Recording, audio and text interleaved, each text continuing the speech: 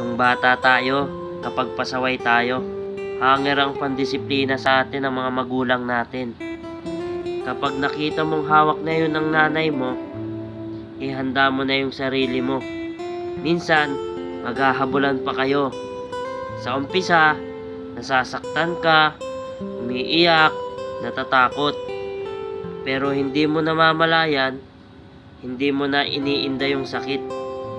Hanggang sa dumating yung panahon na tinatawanan mo na lang ito. Parang yung mga pagsubok lang dun sa buhay natin. Sa umpisa, hindi mo kaya.